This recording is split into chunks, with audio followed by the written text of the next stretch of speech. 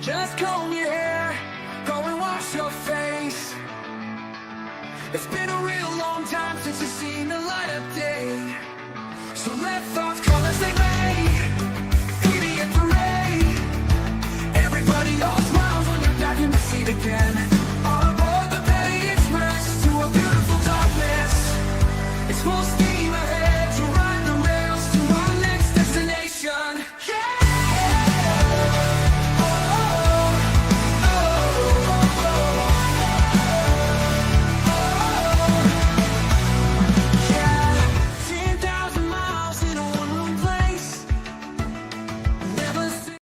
Hey, you guys, just getting things set up. I was out with my mom and sister hanging out, and it seems like Veilhammer is not feeling too great. So since we, were trying to finish up the Linda Stermer case before the Karen Reed, started up, I figured we would do some more, Linda Stermer stuff today and let Veilhammer get his voice back, which is always helpful, especially if you're not feeling good.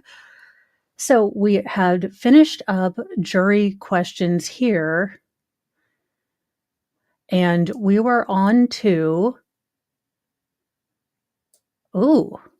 Now, for those of you who are aware, yes, Miss Stermer has been found all the guilty. All of the guilties. Like we were shocked. Let's be real. That being said, it looks like we now have Mariusz Zawiski, professor at some sort of university, and maybe he's going to explain to us how you run over your husband while you're trying to get help. Because I would need a doctorologist to explain that one to me.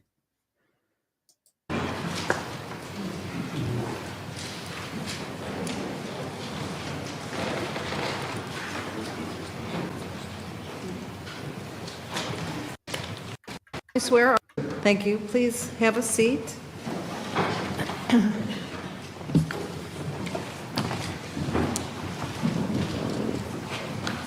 And once you're settled in, we'll have you tell us your full name and spell the last, please. My name is Mariusz Ziejewski, Ziejewski.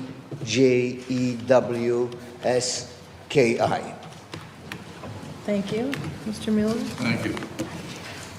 Sir, can you tell us what you do for a profession? I'm a university professor at North Dakota State University. And what is your specialty, or what do you specialize in? My specialty is impact biomechanics. What is that? Well, why does this man sound like Pepe Le Pew? And also, why does he remind me of Pepe Le Pew? Okay, let's go ahead, because this is a terrible pause, and I feel bad for this. That's application of physics, engineering principles in the study of forces on human body and effect of those forces on human body. Okay. Can you give us an idea? I asked for the ARCA, I asked for Cannon Boy, and this is what they gave me? No, I need biomechanics brought to me by Cannon Boy, not by this guy. The education you have that brings you to court today. Well, my highest scientific academic degree is PhD, doctorate degree in engineering from North Dakota State University. I graduated in 1985. I have 2 Bachelor of Science degrees and 1 master's degree. All those degrees are from my native country, Poland. One of my Bachelor of Science degrees are in mechanical engineering, and I'm diplomat engineer from Europe. It has equivalent standing to PE, professional engineer's license in this country. My Master of Science is in bioengineering, or equivalent to bioengineering. My other BS degree is in life sciences. Then I became university professor in Poland and worked on my doctorate degree in Poland. And I was invited on a research exchange program between professors from Poland and the United States. And back in 1980, I came to North Dakota State University. I quit my doctorate degree in Poland and started at North Dakota State as a part of my research exchange program, and graduated in 1985, became for 1 year lecturer, assistant professor, associate professor, tenure associate, full professor, and now I am professor emeritus. Does that mean you're semi-retired? Not really. I mean, I could, but no. But really means that it's a title. We can essentially do what we want to do. My choice is to continue work on the research. I have 2 PhD students. I don't teach. What kind of research do you do, and how would it relate to injury causation that you're here for? My research is in human brain modeling, mathematical modeling of human brain. In other words, how external forces affect human brain. I've been working on this project. Sir, why would you say you're here? Now, I do know that Todd, so if you remember, Todd had several brain injuries or head injuries on his head. And thank you, Tammy, for your super chat. I don't know why we've got Professor Poland here, but I get that they're going to try to negate the car wreck or car running him over as a source for his injuries, or maybe that they wouldn't have been fatal. Thank you, Tammy. But, well, we know in the end it didn't help. For the last 30 years, the primary sponsor for this project, research sponsor, was Department of Defense. And specifically, who are you working with, types of folks you work with? Well, it started in early 90s, National Highway Traffic Safety Administration. It is part of our government, civilian government, U.S. Department of Transportation. I worked from 1992 to 1996, 97 on mathematical modeling of human brain. NHTSA, for short, used this program that I developed in a study of real-life car crashes to understand the effect of head strike into the A-pillar. A-pillar is the connection between windshield and side window. 1996, I was invited to join Armstrong Aerospace Medical Research Laboratory. This laboratory is part of the United States Air Force at the Wright-Patterson Air Force Base in Dayton, Ohio. Back then, in 1996, women received all the rights that men had, and the question was how the safety system of ejection seat. 1997? Now, maybe they were finally accepted into combat, air school. Perform for female. Body dynamics for female is different than for male. In the scope of this work that lasted about 15 years, I was involved in analysis of over 900 full-scale tests with male and female pilots. In 2007, now remember Afghanistan war, a lot of traumatic brain injury cases, and unfortunately many of our soldiers were released to civilian life with a clean bill of health, and actually they had the brain injury. So Congress appropriated over $100 million to the Department of Defense to study that issue. And I was fortunate enough to be invited as a scientific consultant into that endeavor. And part of that work, I had $1 million research grant. I chair a number of different committees that relate to biomechanics of traumatic brain injury. Okay. You have taught not only in engineering school, but you've taught in medical school. Tell us about that. That's correct. I am an adjunct associate professor at the medical neuroscience department, different university, 70 miles north from Fargo, University of North Dakota. I'm not a physician, so I don't teach medicine, but I teach how injury occur. So I was involved in teaching team-taught courses, and obviously teaching the mechanism of trauma. In addition to it, Poland's taking over our expert class.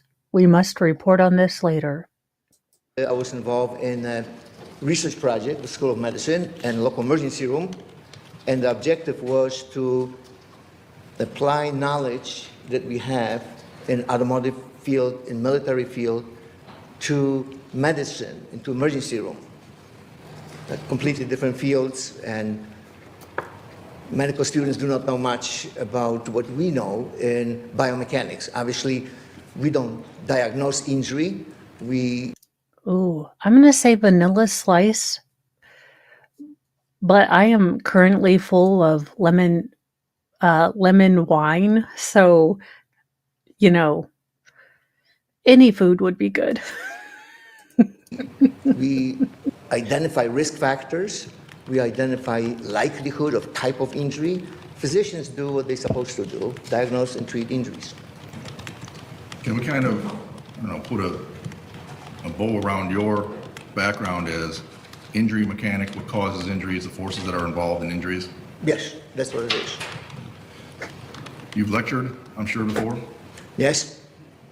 around the world? Well, yes. No, first of all, at North Dakota State University for 35 years, altogether as a professor for 40 years. But outside lectures, yes, at many different conferences throughout the world. This is not the first time you've been in court in litigation, right? That's correct. Okay. You have been qualified as an expert in injury biomechanics. Give us an idea how many times.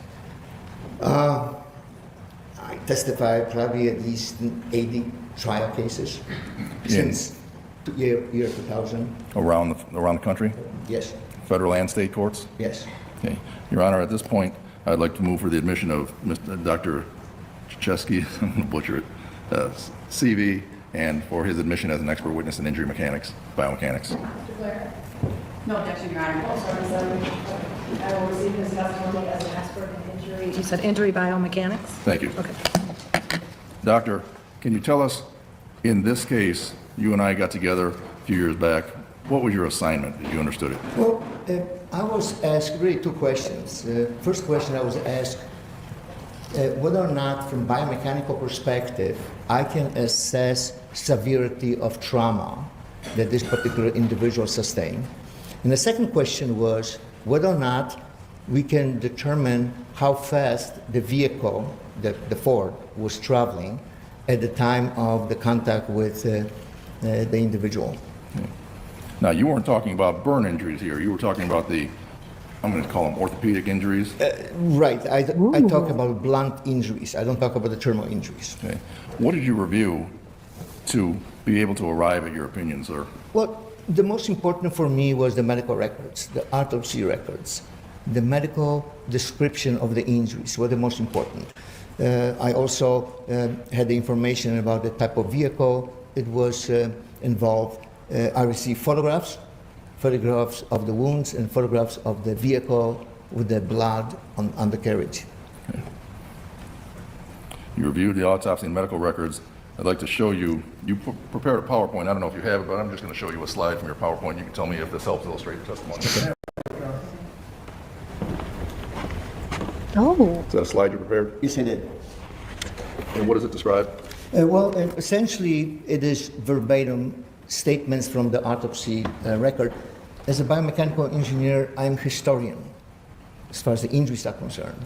I accept the injuries as diagnosed by physicians and present in medical records. Okay. Does that help illustrate some of your testimony regarding Mr. Stermer's trauma injuries, forced trauma injuries? Yes, my opinions are based on medical records because those are the objective evidence, forensic evidence in this case. So in the majority of my cases, I start with medical records as objective records and formulate opinion. Okay. Your Honor, at this time I'd move for the admission of defendant's exhibit V. Victor. Is it just the slide? Just a slide. Just the slide. I have no objection to just the slide. Thank you. What'd you say? V? Victor. Victor? V? Okay. I'm going to show what we marked. Is that the slide you were talking about?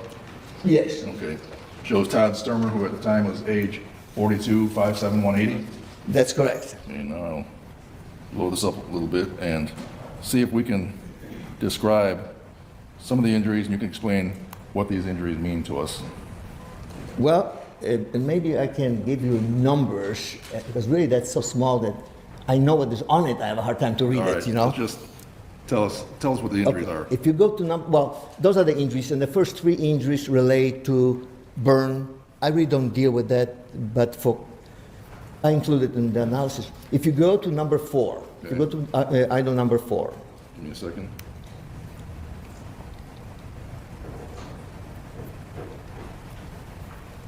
Very good. We have 4 lacerations on the skull. So we have evidence of 4 separate contacts to the head. Okay. Then And what? the next one, if I can lead that, go to number 5. Okay.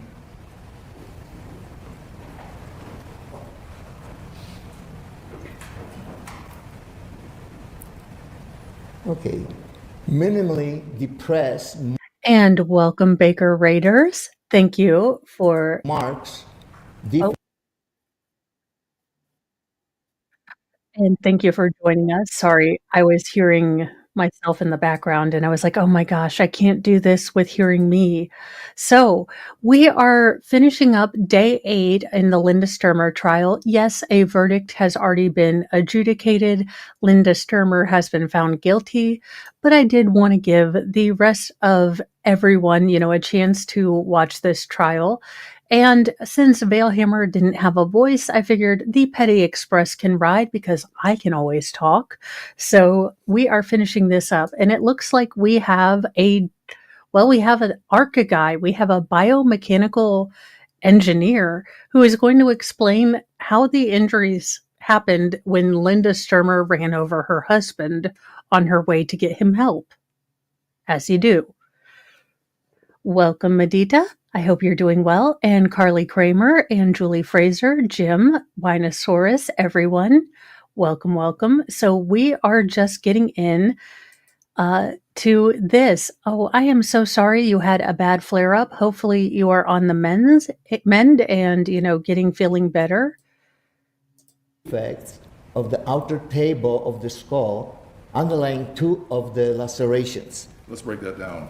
What is a depressed mark or defect? And then I'll ask you, what is the outer table of the skull? What are we talking about? Skull is like a sandwich. We have a dense layer at the top and dense layer at the bottom, and we have this porous layer in the middle. This description indicates that only top portion of the dense layer of the skull was, as was described, depressed. Normally, if you have a linear fracture, you have a linear fracture all the way through the skull. It didn't happen. It just simply top portion was compressed. Now, it is important that type of description relates to 2 lacerations. So already we are connecting the 2 lacerations to one event that is quite similar in nature. I mean, the chances are that you might have a very similar outcome from completely 2 independent blows. It can happen. But clearly, this would be more consistent with head contacting something that is on one side and another side. There's a rigid object in one motion, head motion, with respect to the rigid structure, created those laceration and depressed, You didn't really minimally miss depressed anything. skull. In 2 spots. 2 spots. He was kind of just giving his CV. As you can tell, this professor is from, he is from Poland. So it looks like he got a lot of his initial education up to, and I believe including his doctorate in Poland, and then was invited to America to do some training and decided to stay in America. So that's what it looks like he was doing. It looks like that he did work with the Air Force and sort of things like that as far as types of things that ARCA guys did. So definitely kind of similar, but what he is trying to show is that not only the speed Linda might have been running, I do think she is going to face resentencing. And I am not sure if her last sentence is subtracted from this sentence. I am not quite sure. That being said, it might count towards time served. I don't know. We'll have to get there. But she is going to be refacing, sentencing. Okay. What else? Now, what I would like you to maybe skip to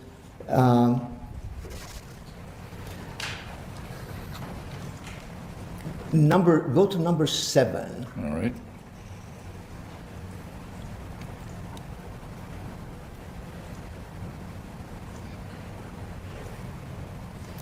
Okay, so now we have a depression of outer area of the left parietal bone of the skull. What's the parietal bone? Side bone. If you look at the midline to the temporal area, this is parietal bone. So we have depressed area in that location. It's on the left. Now, if you go to number 10,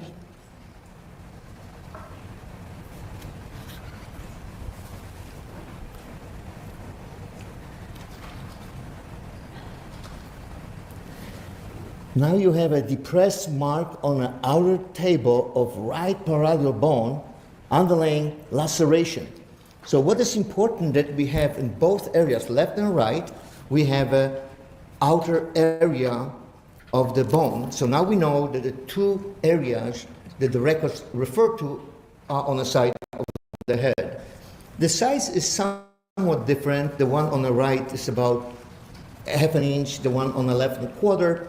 That's not the critically important. Important thing is that the nature of the damage is the same left and right. So both of those happen from one particular event. Okay. What else do we have? Now I would like you to go to item number 8. I'm looking it up. So, that being said, I believe she was found guilty of first-degree murder, and first-degree murder, according to what they are saying for the state of Michigan, is life in prison without the possibility of parole.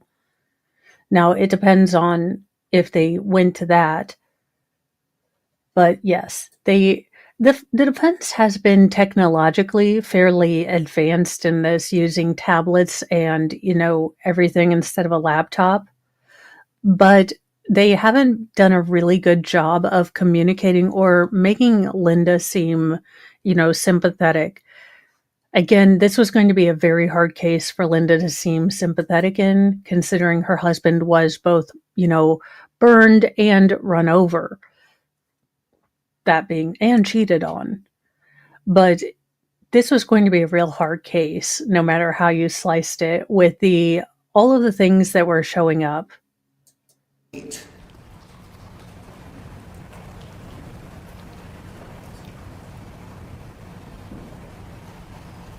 Okay, V-shaped laceration in the midline, posterior, frontal/anterior parietal skull over the vortex of the skull. A lot of words, but midline is midline of the head. Posterior is the back. Well, the word frontal tells you is front/anterior, because anterior really means front. Parietal skull over the vortex of skull. So there's some laceration close to the vortex area. Remember, we have 4 lacerations.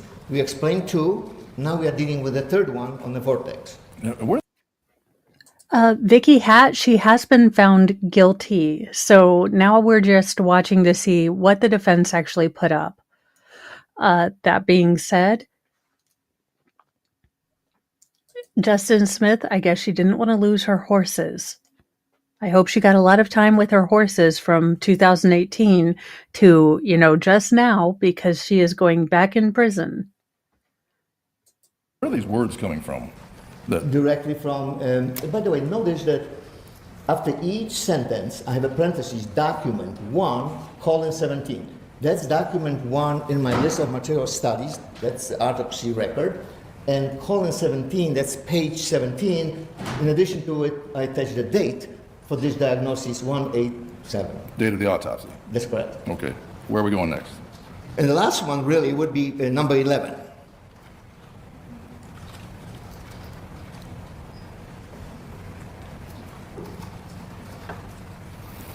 And again, talks about this 2.5-inch gaping linear laceration on posterior back midline region of paradial occipital scalp. Now, occipital scalp is the backbone of the head. So now we have evidence of contact that extends from the vortex to the back. And those are two separate lacerations as identified, and we have two on the side, we have 4 lacerations. Okay.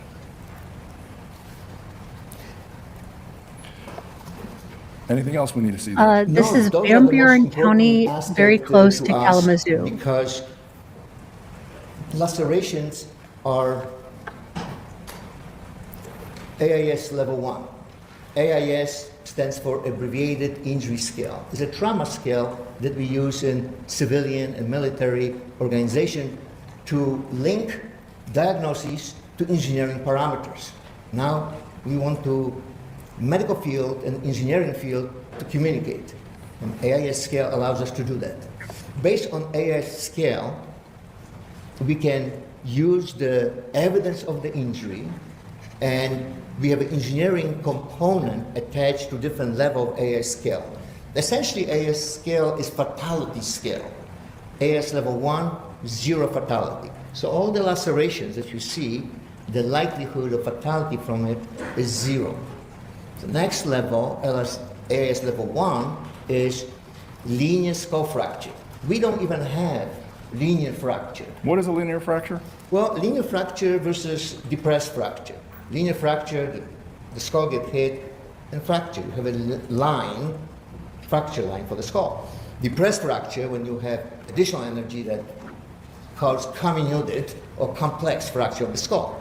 Here we don't even have linear fracture because it doesn't go all the way through the skull. But still, I would assign AIS level 2 score according to the scale, because there is portion of the skull that is fractured.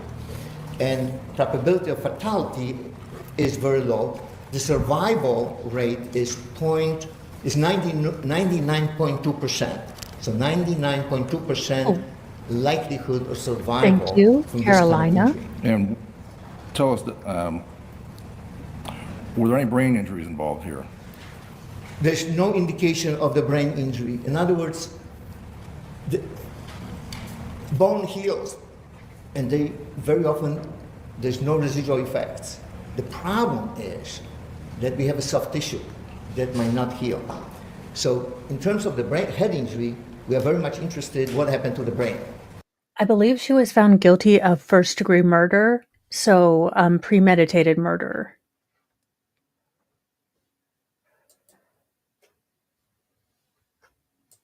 There's no bleeding in the brain. There's no contusions or bruising. Contusions is bruising that happens if you get hit in the head and brain strikes the internal surface of the skull, then my bruise. Bleeding can occur.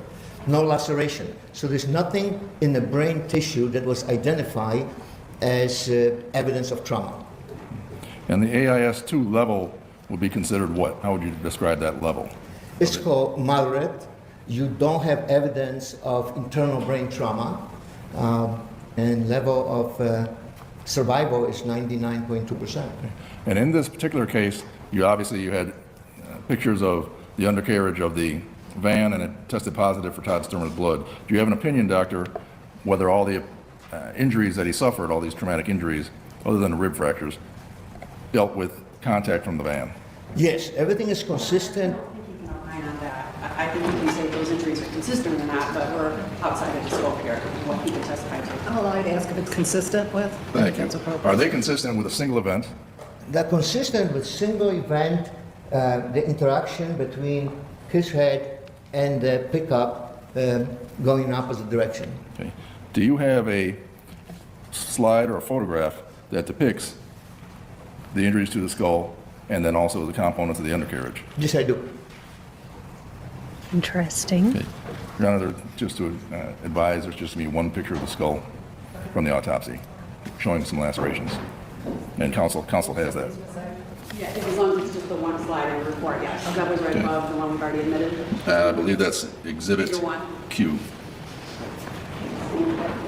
Okay, move for the admission of Exhibit Q.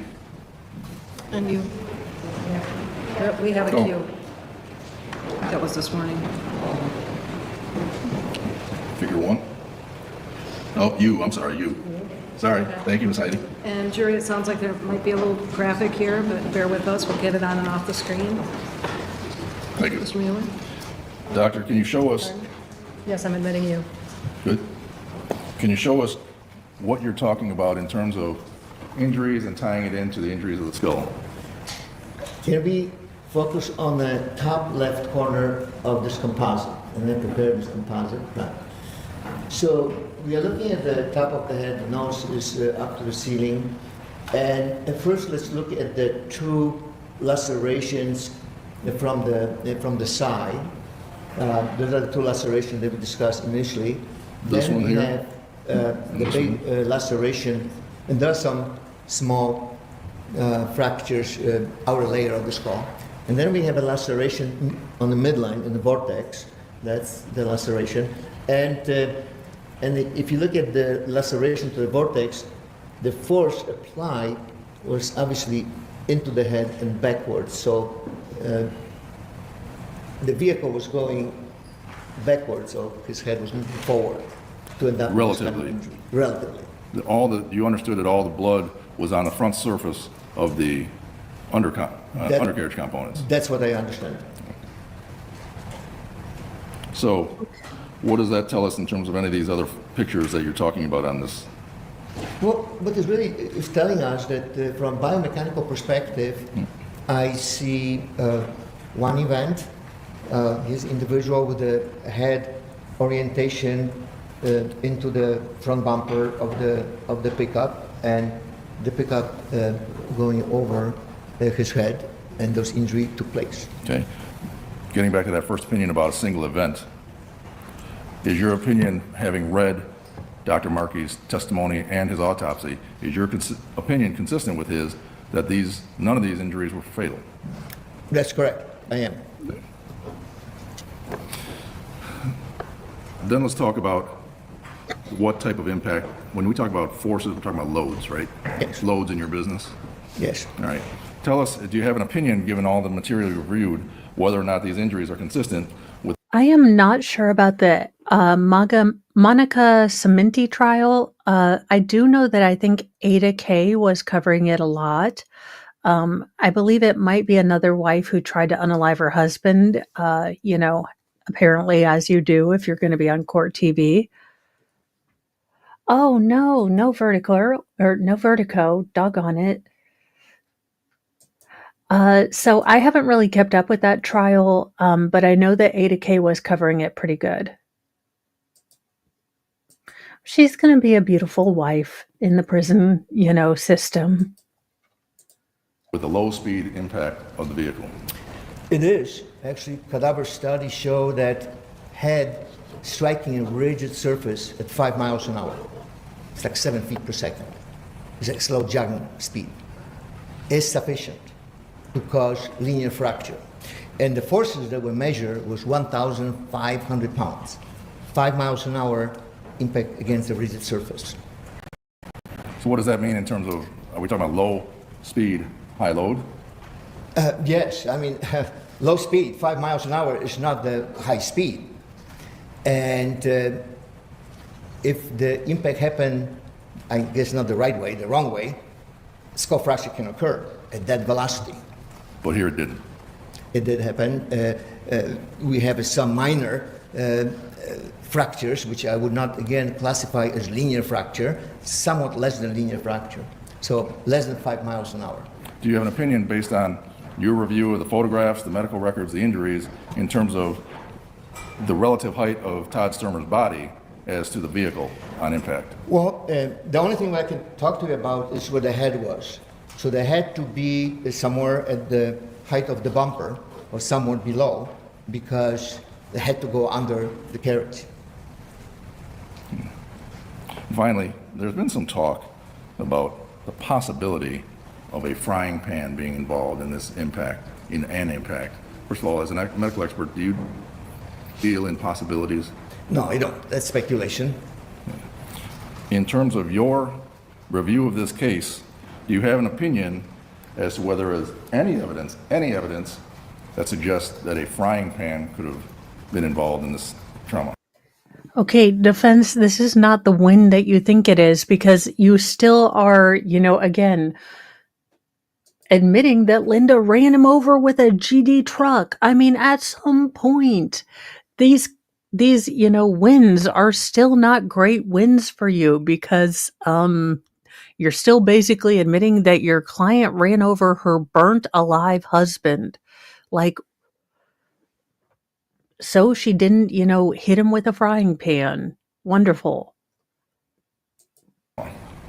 I don't see any evidence, because all the evidence that we have aligns very nicely in the sequence that I described to you.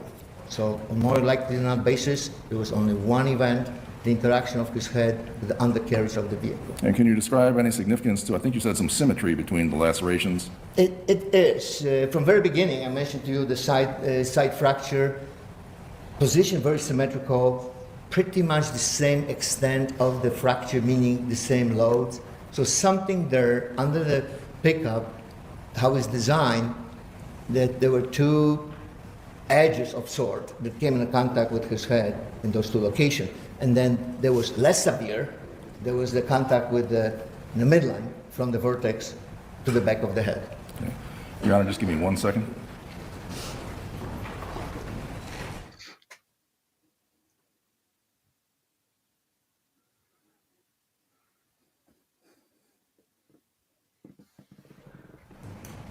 Doctor, thank you for coming here from Fargo. No more questions at this time, Your Honor. Ms. Siderveen, any cross? Yes, thank you, Your Honor. Good afternoon, Doctor. Good afternoon. So I just want to be clear, you study the force that an injury, what force it takes to cause an injury on a skull. That's correct. In lay people's terms. That's very well described. Okay. You're not a doctor of medicine. Right, I'm a doctor of medicine. You're not a forensic pathologist. That's correct. And you're not here to opine about injury patterns or that sort of thing on a body at autopsy. No, actually, injury pattern is part of biomechanical evaluation, because we are talking about the forces. And we are very much interested in the pattern, because lack of pattern creates additional body kinematics, additional body motion. We are interested in that. So symmetrical pattern obviously tells us not much rotation either way, just uniform body position. So pattern is actually part of the geometry, part of physics. Not the physicians do not understand what pattern is. We all understand. So I'm going to stop you there. You're talking about patterns of maybe where lacerations are? Correct. So you're not looking at like a pattern, like somebody would be hit with something with dots on it, that it would cause a pattern on their skin. No, You're not talking about that, right? No, I do, or we do, because the type of imprint, you have a silly part, you put the finger, and somebody will ask us what caused this imprint. It's important that we will be able to figure out it was a human finger that left the imprint. So no, we are very much interested in the geometry of trauma. Okay. We are. But looking at this, we're just looking at lacerations and where they're located on the skull. Lacerations, nature of lacerations, location of lacerations. More than that, the type of evidence of the skull fracture.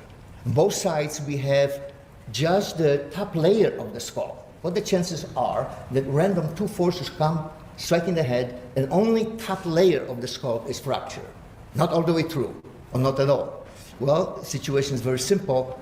It's some kind of symmetrical orientation, and will give you the same amount of force and approximately the same amount of depressed fracture. There are some small differences. One is a quarter inch, in other words, is half an inch, minor difference. So when you're talking about the depressions, you're talking about depressions into the bone. Yes. And it could certainly be possible for there to be depressions in the skull created by different impacts. Theoretically, yes, anything can cause, if it is forceful enough, to cause depression in the skull, sure. So each one of those could have possibly been caused by a different blow or a different trauma. I don't deal with the possibility on more likely than not basis, no. Everything is so symmetrical. I cannot envision two separate blows and give you pretty much the same type of laceration and top of the skull fracture. That's so unusual. Typically, you have no skull fracture or fracture all the way through. So somewhere in the process, the force ended. So doctor, I just want to stop you there. You have the two that you're saying are symmetrical, but you also have one on the top and one on the back, correct? There's no fracture. There are just lacerations. And indentations? Indentation, yes. Okay. And so all of those are then what we would classify as blunt force trauma. Yes. Okay. And I was taking a look at your report, and I think you testified as to what you reviewed. And it included the autopsy report, the car specifications, the trial testimony of Dr. Markey, and the photographs. Are those the photographs of the autopsy? Yes, and you saw also some photographs of the undercarriage of the vehicle. Okay. So you didn't review any of the testimony that any of the witnesses have provided? No. Okay.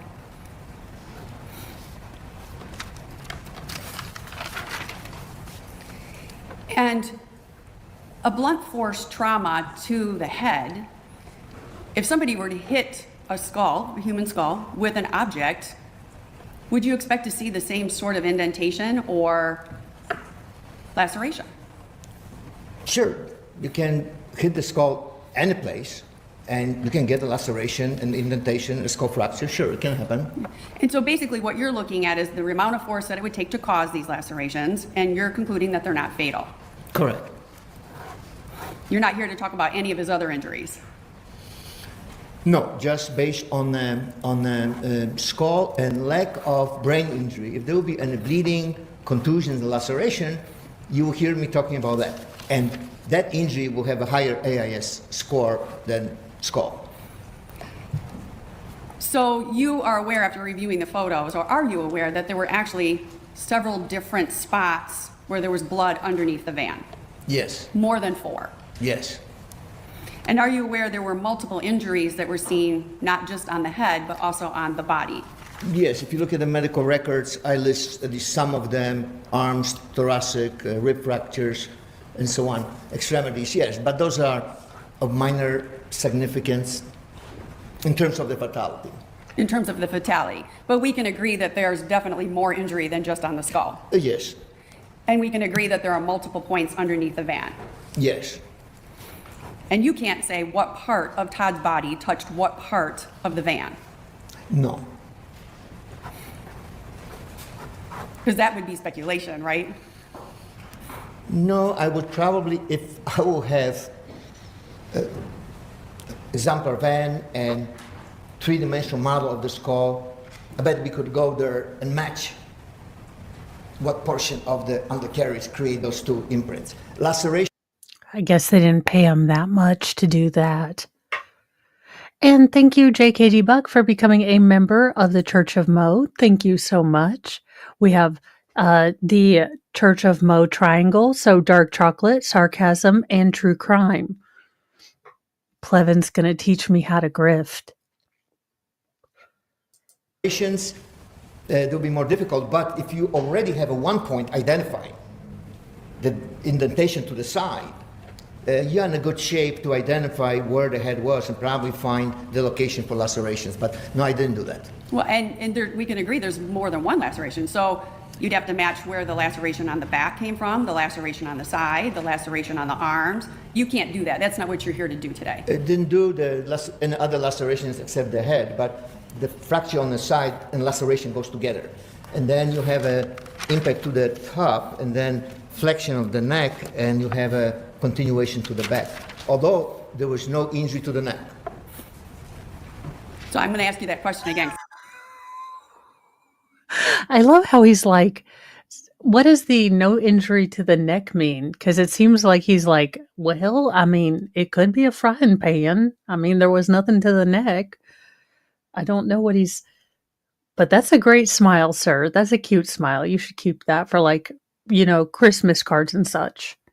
Because I don't think you answered it. Okay. You're not here to match, Yes, that's fine. you're not here to match the injuries that he sustained on his back, his side, his arms, to any particular portion. You've only analyzed the head. That's Fair correct. point. That's the You other can't triangle. say, sitting here today, if it would have come from a blow prior to being hit with a van, right? That's correct. And you can't say what particular blows on his head came from the van. No, as far as the blows to the head, Your Honor, it's not responsive. I just needed an answer. Thank you. Are you moving on, or? Yeah, I'd like to move on. Okay. Thank you. And I just want to be clear, you've reviewed no testimony from any other witnesses, and you've seen no testimony that was provided that somebody claimed that Todd Stermer was hit prior to being hit by the van with a blunt object. correct. Then have not seen this testimony.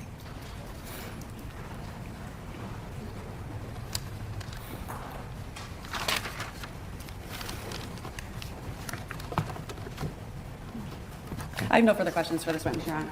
Mueller? Just a few more before I wrap up, Your Honor. No, You did thank account you. for in your findings other lacerations on his body, right? Oh, I knew what they were. I identified this in the medical records, and some of them I listed in my summary. Okay, if I go to number 14,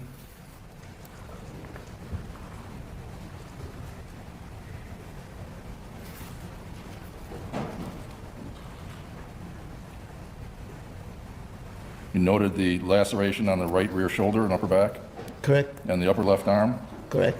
and the Yes, lateral you back and noted chest. it. So you noted all those. Yes, I did. But they didn't have to do with anything having to do with your analysis of So again, are we saying that these lacerations didn't happen from under the car? I guess I don't understand. It seems like they're trying to fight that Linda incapacitated him before she set him on fire. I don't know. I don't know what they're doing other than to show that the running him over wasn't going to be fatal. whether or not these injuries were serious enough to have any type of chance of being fatal. Correct. It's AS, any lacerations, abrasions, AS level 1, 0, likelihood of fatality. Your ultimate opinion, or one of the opinions you have, though, is given the nature of these lacerations, the symmetry, it's more likely than not that everything happened from a single event, all those head lacerations Yes, the And head fractures. lacerations, yes. and fractures. And what? And fractures. Yes, Yeah. And they would have been from the van impact. definitely. Thank you. Anything else? I just want to be clear, you said that the two on the side of the head were symmetrical, and those would have maybe come from one incident. But then I believe your testimony was that the other ones were not then associated to the two on the side. It might be. I'm just saying that those two very much symmetrical, and then we have a top and extending to the back. I did not match with the exemplar vehicle, so I don't know if the structure, undercarriage structure, that will leave the side depression, also have close a surface consistent with the contact with the top. If it does, everything happened right there. If not, it happens somewhat later. And that would address 3 out of the 4 lacerations. No, because this laceration on the top, there's an extension. Everything is in midline of the head, so it's extension to the back. Now we have 4.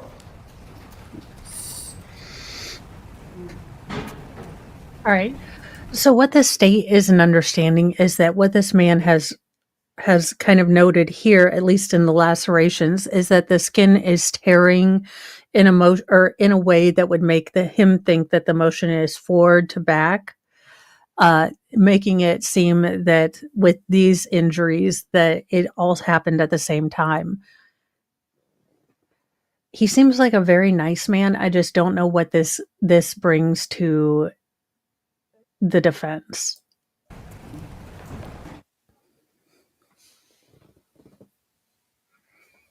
I just wanted the slide that was showed a laceration, and I'm just going to show you your slide, showed a laceration on the top of the head. That's the laceration we're talking about here, right? the one on Yes. the top. Yes. And so this photo doesn't show the laceration in the back. This photo doesn't because the head is laying on something, so it doesn't show the occipital bone laceration. So the laceration on the head goes, for lack of better description, from ear to ear side.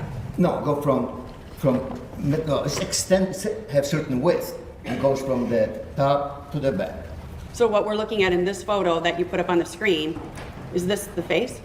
That's a face. And this shows the injury going across the top of the head this way. No, there's an impact and tissue burst that way. Okay. So if you have a sphere and you hit material, you get a laceration perpendicular to the direction of the force. And some of the tissue will be pushed in the direction of the force. That's exactly what happened. Okay, and then this does not show the laceration in the back of the head, No. because the body is laying on its back. Yes, but it's in medical Okay. records. And you can't say where the blood came from on the van, like in the different areas in the photos you looked at. No, I mean, other areas were bleeding. It could come from different areas. And remember, blood is splatter. It just goes in different directions. So sometimes it's difficult to pinpoint what's the original source of the blood. Especially if you have lacerations on your head, your arm, your back, and your side. Would you agree? That's correct. I have no further questions, Your Honor. Thank you. To make sure we're clear, in your expert professional opinion, you saw no evidence that's consistent with impact from something like a frying pan, right? That's correct. Thank you. Now, Yes, Your Honor. I just want to clarify, you testified that you can't say that a blunt force object could not have caused one of the lacerations. no, I said, in general sense, laceration can be caused by blunt object, period. Now, totality of the evidence, on more likely than not basis, how everything is lining up. That two contacts on the side, and one extended contact from the top back. But the totality of the circumstances would also take into account testimony that the defendant said she hit him with an object. Would you agree with that? One minute. I'm going to sustain the objection as to foundation. Did you take into account any of the testimony from the trial? I was aware of this fact from reading trial testimony of physician, and on more likely than not basis, I don't see any evidence of that. I just see the evidence on the head from contact from undercarriage of the forehead. But you can't say, from what your prior statement was, you can't say that another blunt force object did not cause one of those lacerations.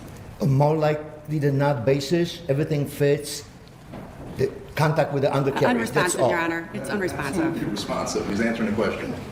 Sir, if you could try to just, I think if you can answer it with a yes or no, if you could do that. Is it possible Oh. that one of the lacerations was caused by a different source of a blunt object? Possibility is speculation. Is it possible? Yes, you might have an impact and no trauma.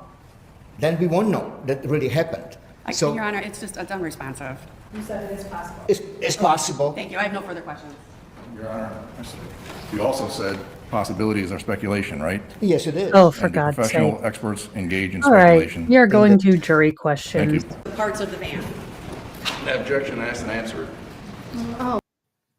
Well, I believe that he had talked or looked at testimony from the first trial, which the state's sort of theory of the whole attack was that Linda had hit him or incapacitated him around the head, poured gasoline on him, and then run him over. So I don't know if they were defending against that original sort of testimony. Although for the defense, I can't see why you would fight so hard to prove that she ran him over. But there you have it. Allow it, she's asking the exact parts of the van. No, not specific parts. As I said, I did not match the specific geometry of the undercarriage. Therefore, you're speculating about how these injuries occurred. Absolutely not. Because I know the outcome. I see the blood in the undercarriage, so I know the body was there. And I see the type of trauma, laceration, and under laceration, I have some evidence of fracture. I can guarantee you that's a rigid object in some kind of rounded edge that came in contact. And we have a symmetry to it, consistent with similar structure of the undercarriage. I have no further questions, Your Honor. Thank you, Your Honor. You good? I'm all set. Well Okay. done. Thank you, sir. Oh, I'm sorry, jury, they often have questions. How could I forget?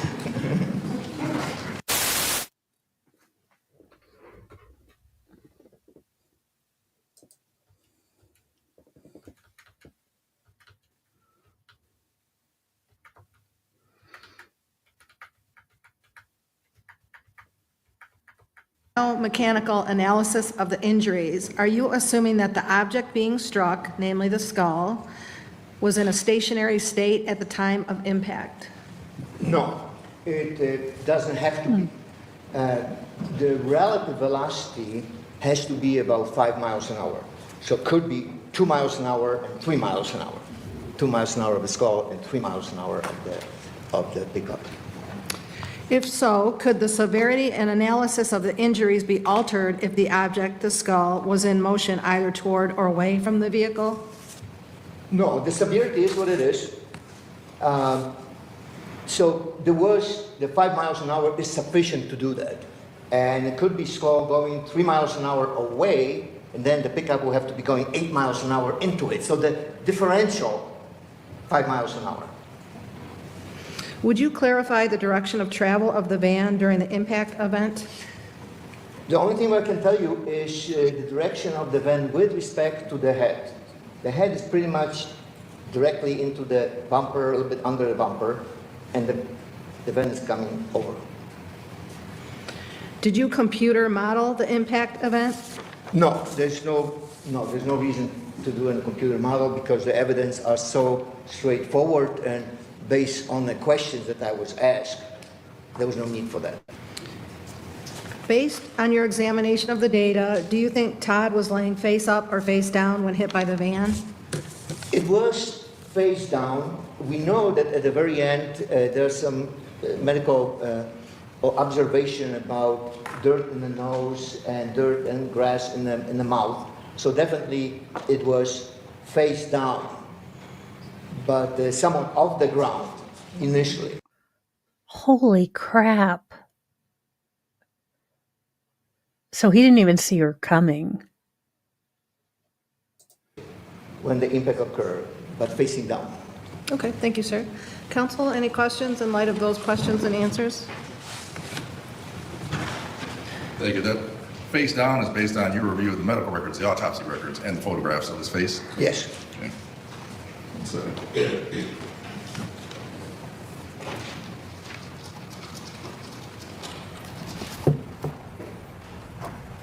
Would you agree, based on your biomechanical engineering background, that if all the blood spots are on the front side of the undercarriage components, it would mean that the van was going forward?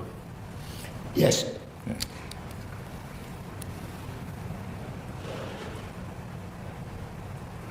And simply, when you're asked about the skull being stationary, absolutely still, versus there could be a relative movement of the skull with respect to the bumper. Oh, the relative motion of the skull before the impact, I don't know. There's no evidence. So from physics perspective, I cannot tell you. I know. All of the spots where they had found blood on the underside of Linda's car, where they found blood were always the forward-facing parts of the component. So if there was like a nut or a bolt, they would find it on the forward-facing parts of the bolt, not on the back. That what was the orientation at the time of impact? Quite symmetrical. It could be some waving of the head before, but at the impact was quite symmetrical and vertical because of both lateral laceration and skull fractures are so symmetrical. So it could not be tilted to any extent left or right. But it was face down. It was facing down because we have the side impact and then we have a top and the continuation to the back. Thank you, doctor. Appreciate it. So, I'm sorry, I just want to make sure I clarify. So you're saying if somebody were moving away from the vehicle and the vehicle then was coming from behind, then it would be higher than 5 miles per hour? The actual velocity of the vehicle would be higher if the body would be moving, let's say 2 miles an hour back, then it would be 7 miles an hour. If the body were moving 5 miles an hour forward, then the vehicle would have then traveled faster. If the 10. body is moving 5 miles an hour forward, the vehicle could be stationary. And you have 5 mile an hour impact. Well, the vehicle would not be stationary when they make impact, I know, but I'm. unless the body ran into the vehicle. Okay, so what he is taking as a constant in this is that someone or something is moving 5 miles per hour. Now, this is the way that this equation works in his head to get the level of injury. So if Todd was moving it any way, the parameters that he has picked for this to do the injuries that he thinks that this would cause, there would have to at least be a 5 mile per hour speed impact. Correct? Right, that's the test, the 5 miles an hour test in skull fracture was done that way. The surface is stationary and the head hits the stationary rigid surface. So the relative velocity That's between what the he's head saying. and the impact surface I don't know if I has to agree be with 5 him miles an hour. based on the fact that he didn't do any exemplars. He didn't do computer modeling. He didn't, even really figure out where any part of the body other than the head connected. So, I mean, we really don't know much more than we knew before this expert came on. And we already had a lot, we already had that he was run over as a base knowledge that we had. So what this, I guess, expert was here to, let you know was that it was not a fast speed. If she did run him over, then she wasn't going fast. Doesn't matter. So if the object is going faster, then the vehicle would have to go faster in order to then create that 5 mile an hour. You have to give me the direction because it depends what direction. But yes, Sir, if Todd is running away as fast as his, legs can carry him, and Linda is trying to chase after him, the difference in the velocity. The vehicle has to be going 5 miles an hour faster in the same direction, right, in the direction of the skull to get the fracture. I have no further questions, Your Honor. Thank you. Well, I do. If the body was going 5 miles an hour, that you said is jogging speed, correct? You understand the facts of this incident is that Todd Stermer was likely on fire? do you understand the facts you've just laid out is that that Linda ran Todd over from behind? I mean, again, I don't know what you're winning here, but there you go. Correct. And you would also expect lower body injuries if he was upright, wouldn't you? Your Honor, I'm going to object. I don't think he's specialty will let him opine on that. That's exactly in his wheelhouse based on the questions I received. I will overrule that objection. Thank you. Did you see any lower body injuries? But the abrasions that we talked about, back and shoulders. No fractures, no nothing? No. Okay. You would expect if a body was running and got impacted with a van, you'd have to Don't be, and know. let's do the quick math. For a change in velocity of 5 miles an hour, if the person's running away at 5 miles an hour, the vehicle would have to be at 10, wouldn't it? Yes. Okay. You didn't see any evidence of that, did you? No, there will be fractures in this now. Thank you. Have a safe trip back to Fargo. Thank you.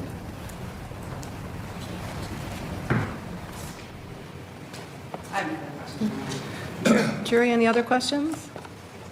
May he be excused from his subpoena, counsel? No subpoena, but he may Okay. be excused. Okay, thank you, sir. And then it looks like we are going into a fire expert. So Gregory Stormzand, retired Michigan State Police fire investigator.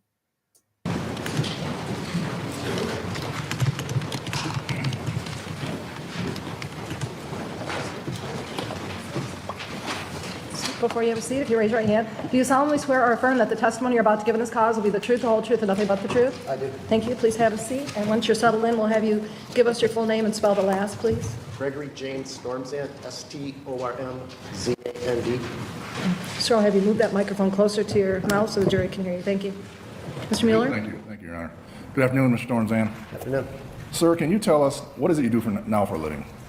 Retired. Back in 2007 in January, Gru? Where are the minions? I want to see the minions, Gru. Come on.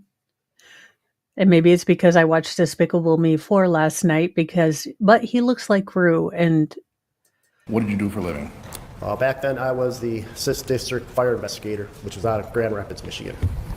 Do you folks at the Michigan State Police have different areas and districts that you cover? Yes, sir. You were actually a certified fire origin and cause expert? Yes. How long have you been doing that at that time, 07? At that time, I got in the State Police Fire Investigation in 1999. I completed their training in 2000, so it's from 2000. Okay. Back in January 7, 2007, there was a fire at the Stermer residence in Lawrence, Michigan. Your name came up as being part of an investigation on January 8, 2007, the next day, with a man named Scott Leroy. Do you remember at all going to the Stermer house in Lawrence? Just vaguely since then, yes. At that time, if you were 2000 and Mr. Leroy was certified or became a fire inspector in 2001, wouldn't you have had seniority over him?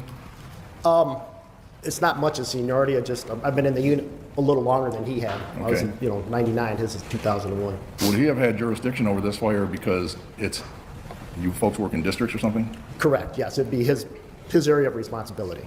You were there then to assist Mr. Leroy? That's correct. Okay. Do you recall participating in any type of investigation at the scene? Not specific investigation. He asked me to do a scene sketch of the residence, basically do the footprint, basically the outline of the house. Okay, let me, if I can.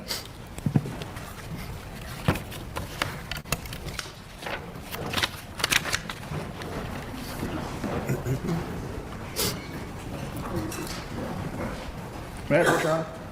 Thank you. Just going to show you something. Does that, in the upper right corner, can you just tell us what you're looking at, just to kind of jog your memory? Upper right-hand corner would be the case number 04-18-07, the date, and sketch not to scale. He is downstairs. I think the boys went to do Easter egg hunting at the church, and they have been full of sugar all day. So I think Thor is hiding. But it's just GJS are your initials? Yes. All right, that's what you're talking about. Okay, yeah, that would be my initials. That's how I know I did this one. Do you recall the damage to the level of the house? It was, recalling from the, thinking back, it was pretty severe, basically over the living room area of the house, which is on the main floor. Okay, let me show you a photograph, and we can either look at it on the overhead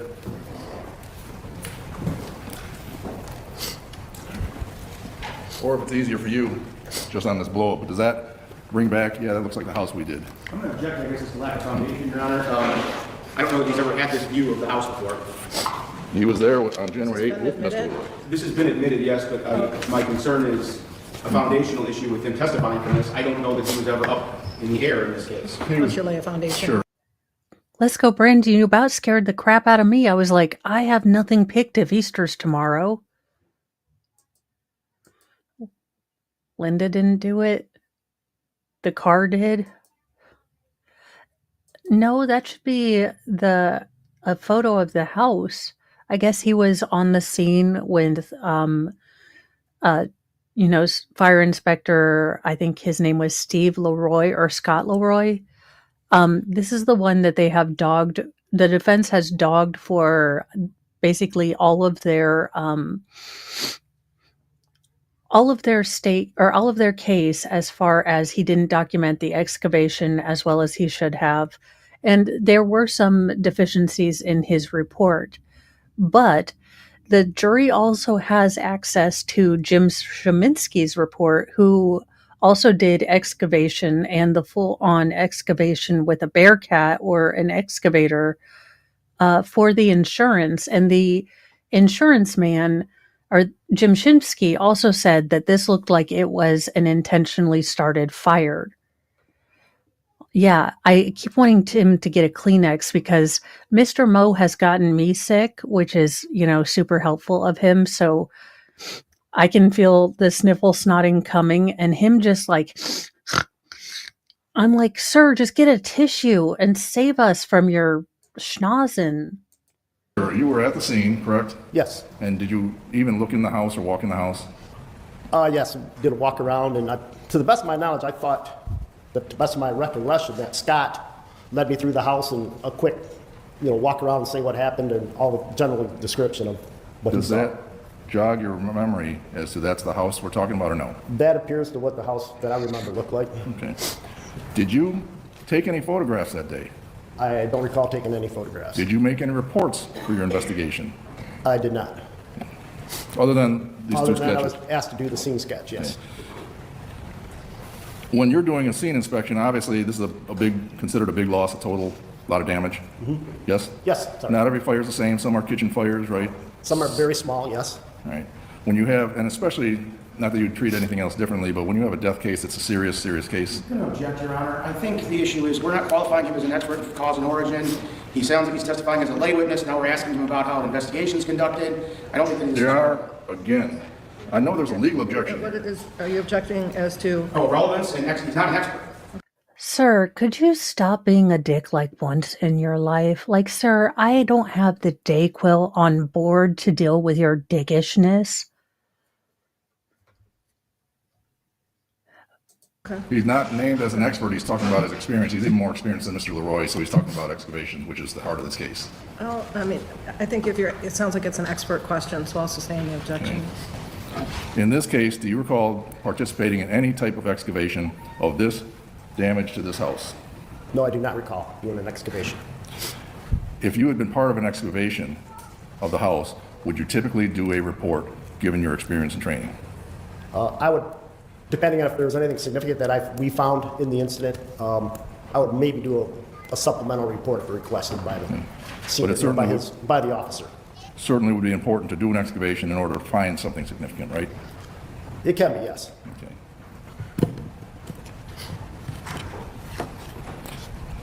And despite you were in an assistant position back then, correct? Yes, yes, sir. You don't recall doing anything of the sort? Reports, photographs, anything? No, sir. Thank you. I don't have anything else. Mr. Blair? Well, I thought Dayquil's what you take during the day. That being said, Dayquil knocks me out more so than NyQuil.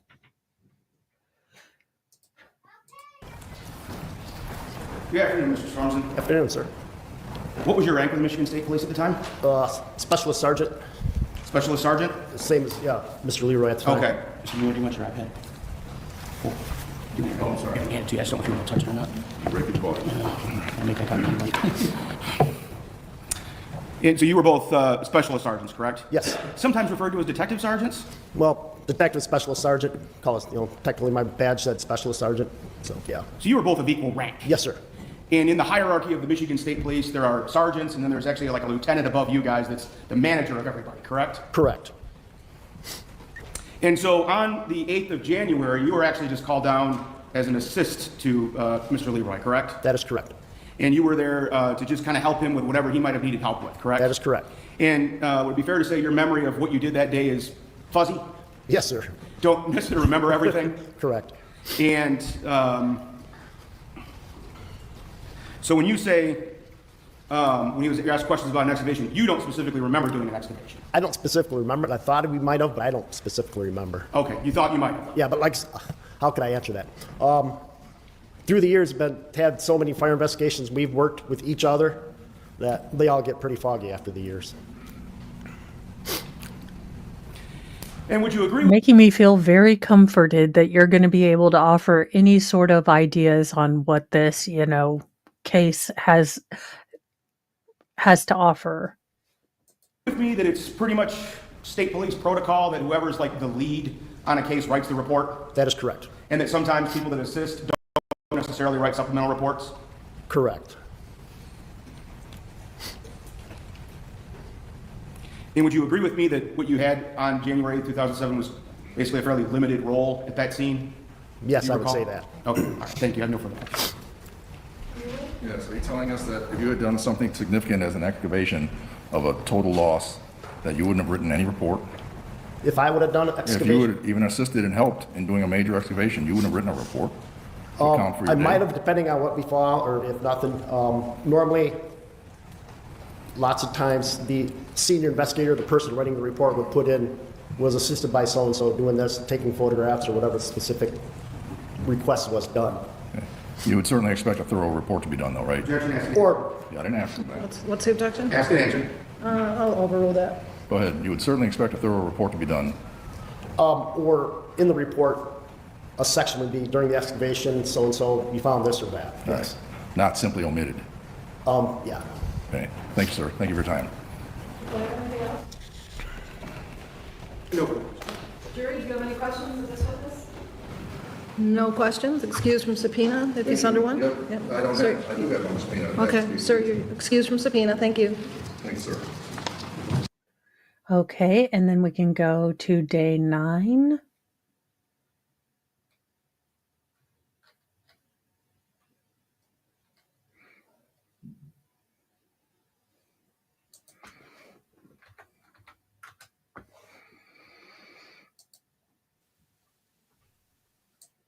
Okay. Good morning, start with an apology. I'm sorry for the late start up this morning, it's my fault. Okay. Counsel, Mr. Mueller, you may call your next witness, or Mr. Yes, Your Honor. We'd like to call Mrs. Oh, Steve, God, not you. Meany to stand.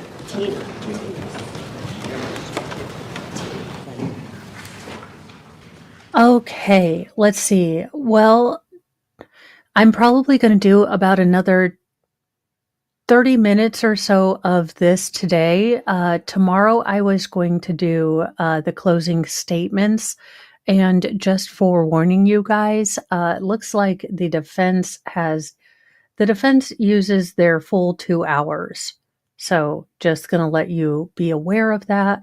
So it looks like we have 2 hours fully, or at least, let's say 3 to, yeah, it looks like we're going to have pretty long closing statements tomorrow. Monday, I don't know what I'll be doing. I might do mornings with Mo and then get everything set up for Karen Reed. Because doesn't Karen Reed start Tuesday? Or does Karen Reed start Monday? I don't remember. Plevin has confused me. Is there even a Karen Reed?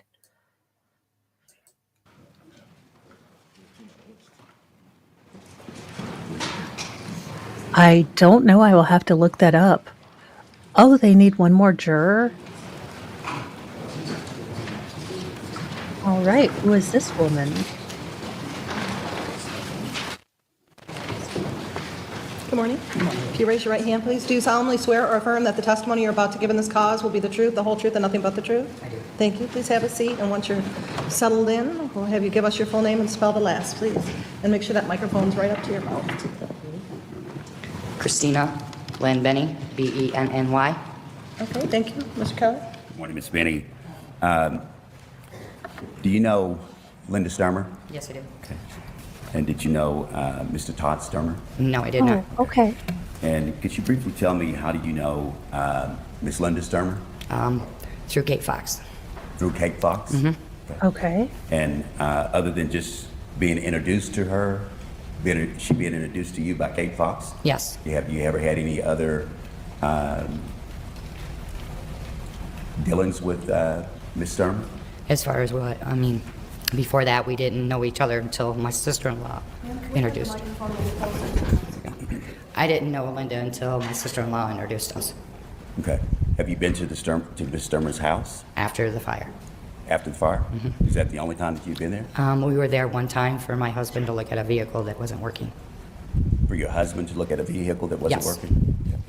And so that was the only time that you'd been to their home, was one time when your husband was over there to look at a car? Yes. Okay. Did you happen to go to their home after January the 7th of 2007? Yes, we did. And for what purpose were you there at that time?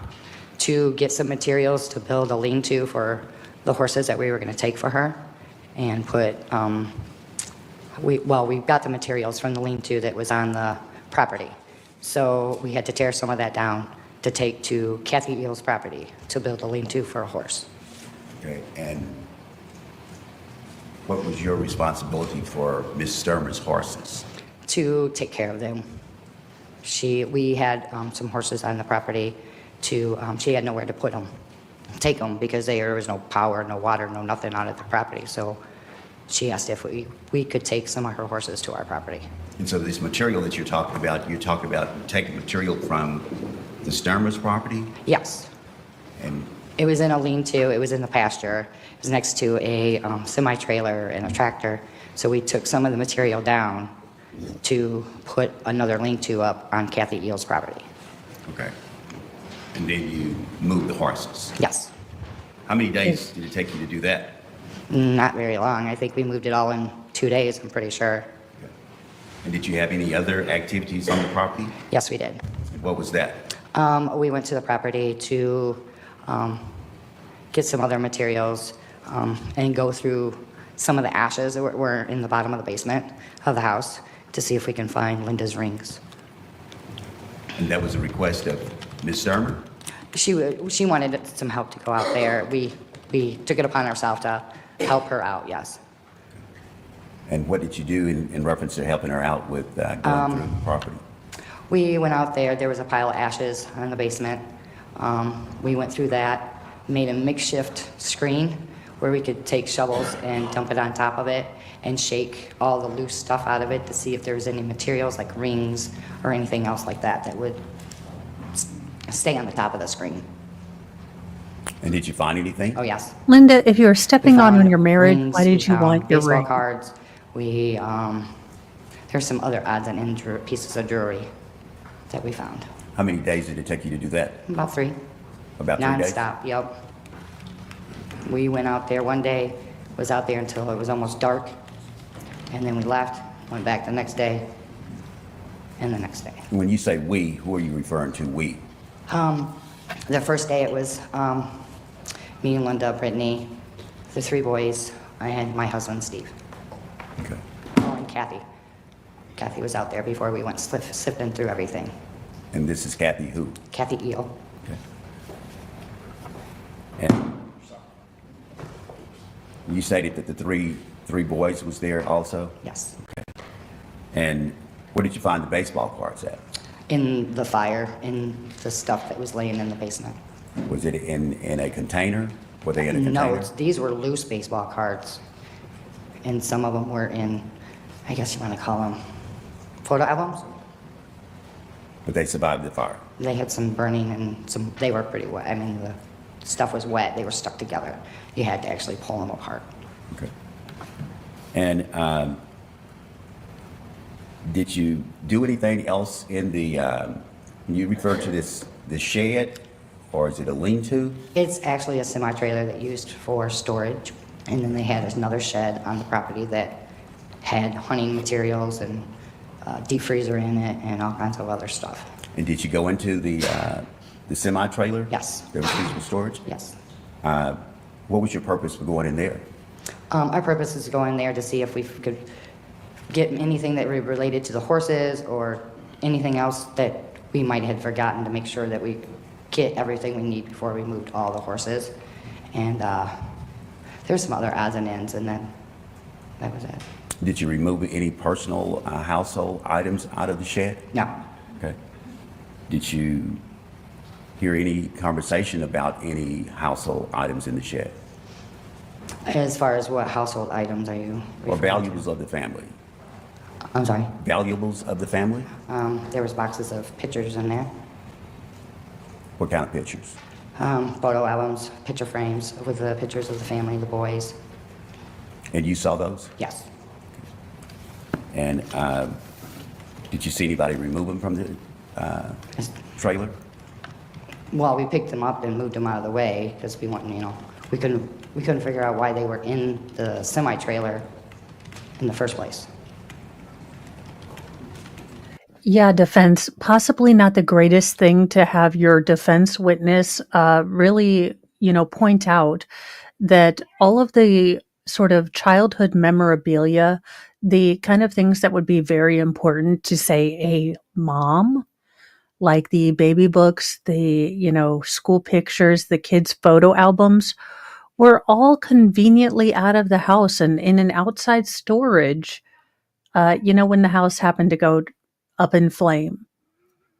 Yeah, probably not the best thing to point out. Had you ever been to the house? No, I have never. Did you make any comment to anyone as to why they were in the trailer? Well, I made a comment that was weird that boxes of pictures were in the semi, and so I said something, well, we were all standing right there, and it's like, why are there boxes of pictures in the semi? And that's when Linda says, I don't know. And so that's when we asked the boys. Right. The You asked the boys what? played with the photo If they knew that albums. the pictures were in a semi-trailer. Do you know which one of the boys you asked that? I get the two boys mixed up, Trenton or Trevor. So I don't know if, I'm pretty sure it was the youngest son said. Excuse me, Your Honor, that's objection hearsay. I'll sustain. Did you hear any statement at all about the box of pictures? Objection hearsay, Your Honor. She can say what she She can heard. answer whether she heard a statement, and the content of it, though, is going to be objectionable. What I heard was, Okay, yeah.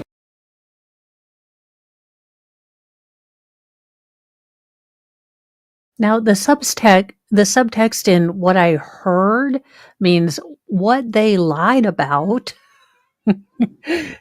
It's definitely what I heard is not a, ringing declaration of I believe this story. So there's a hearsay objection as to what she heard. One moment, ma'am. Michael, so did you hear a statement, not saying who's Yes. made a statement, but did you hear any statement about, Your Honor, I'm going to object. It's hearsay. Donna, she can testify to what she heard. There's a hearsay objection, and what is your response to the hearsay objection? It's not hearsay if she literally is standing outside and hears a statement being made. I'm not asking her about the truth of the statement. I'm just asking her, did she hear a statement? Well, you can ask, did you hear a statement, yes or no? But once we get into the content of the statement, it does appear to be hearsay. Did you hear a statement about the pictures? yes, Okay. And did anyone remove the pictures or the box from the trailer? I don't recall. You I don't don't remember recall? them being brought out of the trailer. Okay. At the time that you heard this statement, who all was present, if you recall? It was me, and I'm pretty sure that Kathy was there, but I'm not right there in the semi. I think she was down in the shed. And my husband was nearby, and the boys. And where was Linda Stermer? She was standing right next to me. Okay. Can I have just a second, young?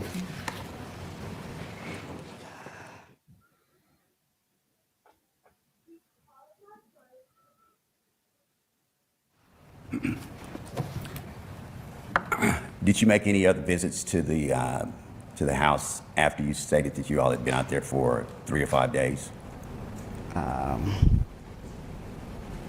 I don't recall that, but the 3 days that we spent out there is the only 3 days that I remember. So, Vicky, it is the other guy that does the, or Mr. Mueller. So, Mr. Wolf Mueller will do the closing. Mr. Kelly will be nowhere near the closing. Thank God. I have no further questions, young. Good morning, Ms. Benny. Good morning. So when you met Linda, it was after the fire. I met her one previous time before that. Okay, and how much time did you spend with her then? I didn't. You didn't spend any time? No, we were introduced, and I went into my house and did my own thing. So really those 3 days after the fire was your first interaction with Linda Stermer? Yes. Never met Todd? No, I never met Todd. And you were introduced, or excuse me, I think you said your husband was introduced you to Linda through Kate, correct? Correct. Okay, and that was to connect you with the horses? Yes. How many horses did you take for Ms. Stermer? Oh, that's hard to, well, it's not hard to answer. At the beginning, when we took the horses away from her property, after the fire, there were a total of 5. Did you get more? Oh, yes. How many more did you get? We had a total of 18 horses. And these were all God. then Linda's horses? Yes. Did you get any more? After we got the 18? Yes. No. Did think you ever 18 have an horses is opportunity to meet enough. Mr. Chris Williams? No, Linda ever talk about him? no. And Kathy, you said was with you when you went out the day after the fire, correct? The day we went through the semi, yes. And she was there with you as you were in that semi? She was not in the semi. Was she by you? No, she was down the hill in the shed, looking through for tack and what have you that we needed for the horses. But she was out there with you. Heather May, so the number is somewhat guessy, but the confirmed number of horses that Linda had was about 49. These were definitely a passion project for Linda. In fact, Todd would get very frustrated at all of the sort of family resources that were going to Linda's hobby. And Linda wasn't very honest with Todd with the number of horses that she had. So she would rotate horses at other barns, at other friends' houses, and things like that, so that Todd didn't realize how many horses she had. In going through the items. Yes. And you never heard Linda say that she asked the boys or Todd to move those pictures out into the storage area? As far as I heard one of the boys, I'm not going to ask you what the boys said. Did you hear Linda say she asked the boys or Todd to move No. the pictures out there? Linda did not say that. Okay. So if Linda said she said that, Linda would be wrong. I'll allow it for cross. As far as what? I If mean, Linda said she said that, Linda would be wrong, right? Objective characterization of calling my client a liar. I think she's saying she I mean, if the shoe fits, sir, I mean, your client, let's just take a round gander at what she lied about, how many horses she had, not cheating on her husband, the fact that she had a second cell phone, and I think another credit card or different credit cards. So, I mean, if the shoe fits, I think Linda Stermer is a liar. I think we can call her that. was wrong, yeah, so I'll allow it. Linda never said that. I mean, I have no further questions, Your Honor. Thank you.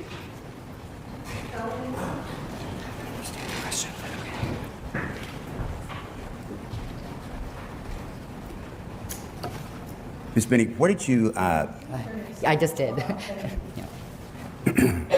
where did you move the horses to? Two of them went to Kathy Eel's house, and the rest came to my house. And then did you ultimately do anything else with the horses?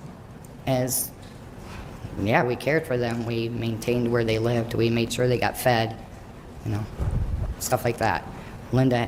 Kathy had the same thing. She had 2 horses at her house. She had to make sure they were taken care of, watered, and fed. You still have the horses?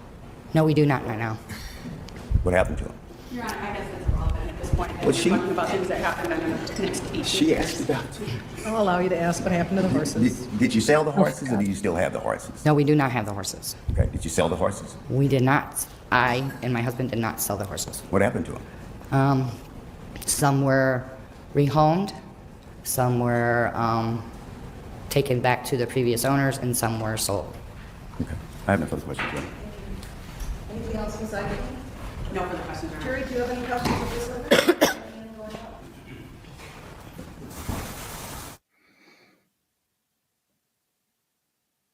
Did I have questions for Horse Lady? Did you get to to pet the fluffy horses? That would have been mine. So, how do curly horses feel? Like, is it like a nice warm shag carpet? Question from and went through the semi-storage. Counsel. I have a question from the jury, ma'am. No objection from counsel. What were the dates that you sifted through the ashes and went through the semi-storage? Oh, I don't know exact dates, but I could tell you what season it was. It was like not much later than after the house fire because the horses didn't have any water or any electricity, so we had to get them out of there as soon as possible. It was still snowing, so I say mid-February when we got the horses to my house and Kathy's house. Okay, thank you. Counsel, any questions in light of the question and answer? No, Your Honor. Good night. Jury, any other questions of her? No, thank you. If she's under subpoena, may she be excused? Yes, Your Honor. No objection. Thank you, you're all done. Mr. Mueller? Yes, we have witness Mr. Rich McGrew.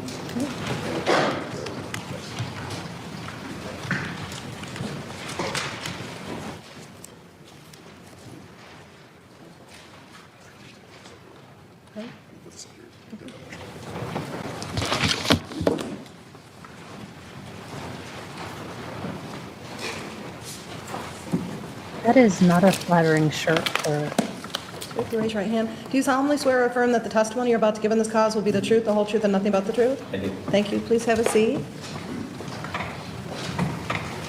So, Heather, I guess she was wanting to start a rescue for curly horses. In this trial, they haven't really sort of, it hasn't been a big part of the trial as to what she was attempting to do with all of these horses. Kind of the blanket sort of like thing we've been given is that she wanted to do a curly horse rescue. But again, nothing on her property was set up for all of these horses. I mean, there wasn't a barn, there wasn't shelter for these horses to get in, from inclement weather. There was not much. So I am shocked that she actually was able to keep the horses on her property without any, stalls, any place for these horses to go inside from the outside. It was ridiculous. Chair's kind of hard to move. And then if you could put the microphone near your mouth so the jury can hear you, and tell us your full name and spell the last, please. Richard Anthony McGrew, McGrew. Thank you. Mr. Mueller? Morning. Mr. McGrew, can you tell us what you do for a living today? I'm the village manager at Matawan. How long have you been in that position? 2 weeks. Congratulations. Thanks. Hope I'm not pulling you away from your job right off. Right. Back in the summer of 2024, last year, do you recall getting a file from Kathy? Kelly Largent. Yes, Kathy Largent. Yes. What was your position at that time in the summer of 2024? At the time, I was the acting building official for Lawrence Township, and I did get a FOIA request, and I had Kelly Largent go through and pull all the files and the records for that particular job. Okay. As building director? Official. Building official. Building official, what are your duties? Run the building department. I do all of the building department, the zoning, planning, rental division, do all the plan reviews and the inspections for multiple jurisdictions at that time. When you say you do the planning and inspections for jurisdictions, would that include Lawrence Township? Yes. Did you get a FOIA request, Freedom of Information request from my office? Yes. And Ms. Largent got you the file pursuant to your request? Correct. Did you review the file? Yes. Right. I want to direct your attention, and I think I've opened it up, to Exhibit CC. Yes. Can you tell us what that file is, that exhibit? It was a building permit for the certificate of occupancy for that home. That home would be located where?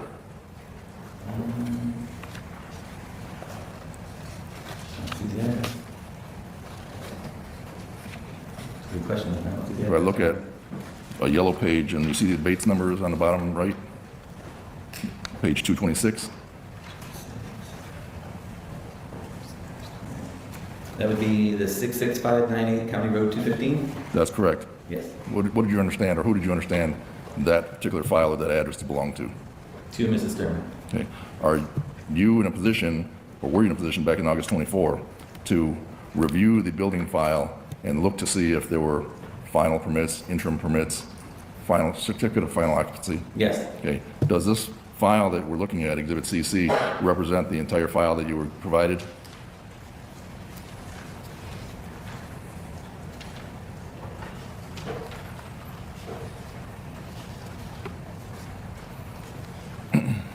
Yes, it looks like the file that I have. I'd move for the admission, Your Honor, of Exhibit CC, point 1 and point 2. No objection. Those exhibits. Thank you. There are two separate files in here. Would that be right? Correct. And if you look at the first page, kind of refresh your recollection, what are those file numbers? It should be the zoning file and then the building permit. What is the difference? Zoning has to have the approval prior to a building permit being done to make sure it meets all the required setbacks. And then once that's approved, then it moves into the building process. Okay. In looking at this particular file for the Stermer residence, did you look to see if there were any final building permits pursuant Yes. pursuant to that, or for that address? Yes. And what was your findings in terms of any final permits? I did find that it had the rough ends all done for the mechanical, electrical, plumbing, the MEPs is what we call them. Those normally have to be done prior to any building rough ends done, mainly for safety issues. And then it looks like there were no other inspections done after the rough end were completed. So it was completed for all the mechanical, electrical, plumbing, and building were all completed at rough end stage. Nothing past that. So there were no final inspection certificates for electrical Correct. or mechanical? Correct. Or what else is there? Plumbing. Plumbing? Nothing for And then- that either? And then the final one is the building. Would that be considered or called a certificate of final occupancy? You do a final inspection, and then once that final inspection passes, then you actually award a certificate of occupancy. Okay. Was there any evidence that there was a final inspection? No.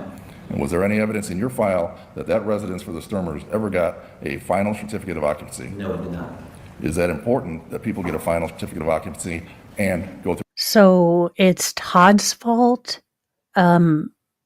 Bold strategy, Linda. I don't know that that's going to, well, I know that it's not going to work out for you. Gregory, I don't know. Their finances were screwed. I know that Todd Stermer's family had helped Todd because Todd did run a sort of military surplus business. And, you know, with the ups and downs of that, he might need money to buy a big, like, incoming shipment of something or other. But I know that there was general talk around, well, Todd and, you know, his family, like, where is all the money going? And, you know, we're getting further and further behind because a lot of the money that the family has went to horses. So I know that there was a lot of friction in the marriage because, you know, Todd wanted to finish up the house. It had been 7 years building this house because of, you know, life. But I think as they were getting closer to the ending of this house, she, you know, the horses kind of started snowballing and he could never get a chance to get, you know, anything done with the house without stuff for horses to go on. Through a final inspection? Yes. Why? That means that the house was safe, everything passed the building code at that time, and then it's allowed for occupancy. And no occupancy is allowed until you actually have the occupancy awarded to that residence. What would be the risks in terms of safety if you didn't have those inspections? The electrical wasn't inspected and it had a malfunction. Somebody got electrocuted, somebody got injured. A lot of times in the case of a house fire or water damage or anything at all, then the insurance company will kick it out and deny the claim because it was not final and safe at that point in time for occupancy. One of the risks you said is house fires? Yeah, house fires, we've seen water damage, we've seen wind damage. There's been multiple issues that we've seen throughout the jurisdictions. I've done over 36 jurisdictions, we've had multiple ones. How is it that a person, a family, could move into a house without having these final inspections, without having a final certificate of occupancy? A lot of times when a homeowner moves in or actually is doing the permit themselves, if they don't have a contractor, they don't know that you have to call in for a final most of the time. Most of the time it's just, they don't know how the process works. Like the contractor knows you get a certificate of occupancy, that finals your permit, and a lot of times if you're doing it self-funded where you're paying for the permit or the house as you're going, a lot of the homeowners don't understand that if the building official does not explain that to them. Okay, and so this isn't something that Todd was like, screw it, I'm going to do nothing up to code. I'm going to put, you know, like all sorts of things. It sounds like this is something that a lot of people, not just Todd, make a mistake about. So, you know, while the defense is trying to open this up as a lot of stuff, and you guys, I am going to have to end it there. I think my Dayquil is, kicking in, and I don't want to be snoring like I've had 3 sidecars and, you know, I don't want to be snoring with 3 sidecars like Steve Gosney does. So I am going to send you guys over. I am sending you over to messy and ridiculous pro se mom accused of truancy and worse in an epic day evidentiary hearing. So I think it's looking at legal stuff. They have a great bunch of, you know, videos where they do all sorts of family court stuff, and it's all messy and it's all family court, but you do find incredibly, well, crazy people. So tomorrow we will, get into closing statements and this last little bit of the building inspector, or we might just go into closing statements because it doesn't look like the jury has anything to say. And it doesn't look like Linda is actually going to be testifying, which I doubt that they were going to have Linda testify. I think anything that Linda said would have gotten her eaten alive on cross-examination. So I am not shocked that they didn't have Linda testify. That being said, hopefully I will still have a voice tomorrow and we can power through the closing statements. And then Tuesday, we will hopefully be starting Karen Reed. That would be awesome. And then we'll get 170 weeks of House Long to Die in Cold. And then we'll complain about that. But thank you guys so much for joining me today on this Saturday, and for being so incredibly flexible when Valehammer had, a cold, that we could just go over to Petty Express. Sorry, I wasn't as petty or as expressy, but I'm telling you, this cold is kicking my behind. So I will see you guys tomorrow and get some good night's sleep. Be kind to yourself, be kind to others, but have a sassy mouth and carry a can of bitch fire, because kindness no longer equals doormat. Bye, guys.